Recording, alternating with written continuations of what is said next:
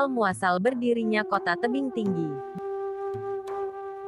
Menurut data Badan Informasi dan Komunikasi Sumatera Utara, Kota Tebing Tinggi merupakan salah satu pemerintahan kota dari 33 kabupaten atau kota di Sumatera Utara. Berjarak sekitar 80 km dari Kota Medan, ibu kota Provinsi Sumatera Utara, serta terletak pada lintas utama Sumatera yang menghubungkan lintas timur dan lintas tengah Sumatera melalui lintas diagonal pada ruas Jalan Tebing Tinggi, Pematang Siantar, Parapat, Balige dan Siborong-Borong.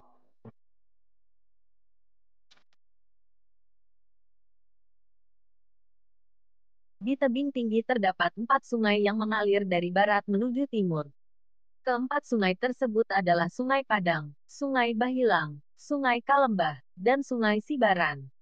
Daerah sekitar Sungai Padang dan Bahilang merupakan wilayah potensi banjir, yaitu Kelurahan Bandar Utama, Persiakan, Bandar Sono, Mandailing, Bagelan, Rambung, Tambangan, Brohal dan Rantau Laban. Datuk Bandar Kajung, daratan yang terhampar di sepanjang pinggiran Sungai Padang dan Sungai Bahilang itu mulai dihuni sebagai tempat tinggal sekitar tahun 1864. Inilah pernyataan resmi pertama yang dibuat oleh sejumlah tokoh masyarakat Kota Tebing Tinggi pada tahun 1987. Pernyataan ini terdapat dalam makalah berjudul "Kertas Kerja Mengenai Pokok-Pokok Pikiran Sekitar Hari Penetapan Berdirinya Kota Matia Daerah Tingkat 2 Tebing Tinggi".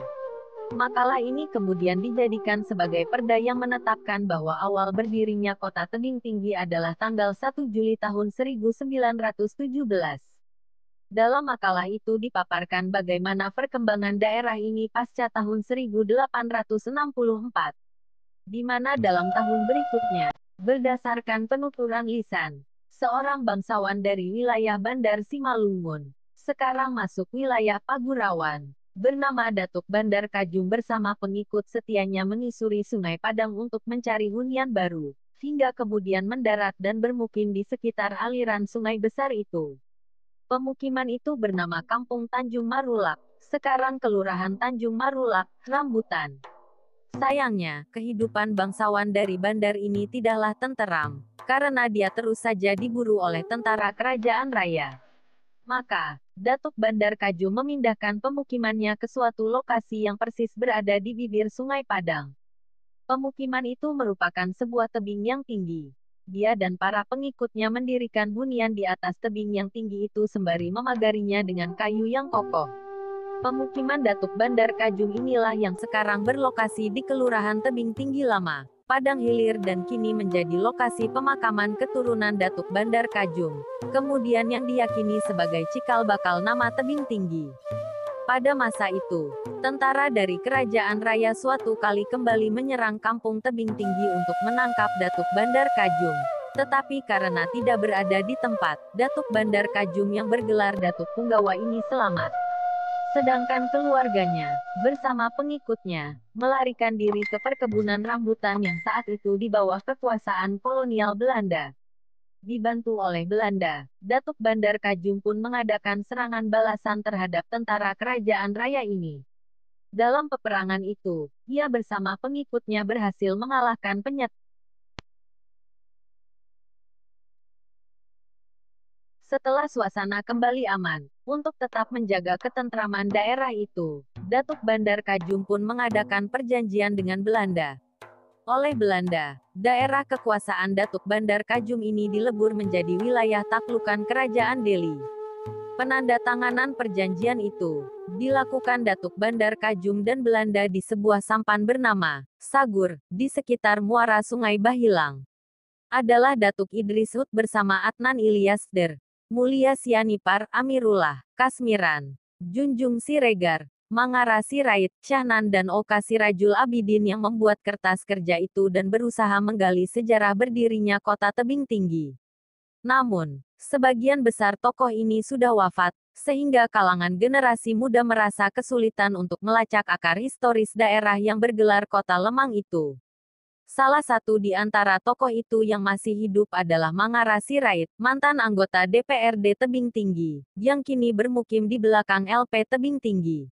Pertanyaan yang paling mendasar saat ini adalah, apakah nama daerah hunian dan tempat tinggal di sepanjang aliran Sungai Padang dan Sungai Bahilang itu sebelum nama Tebing Tinggi muncul dalam data sejarah?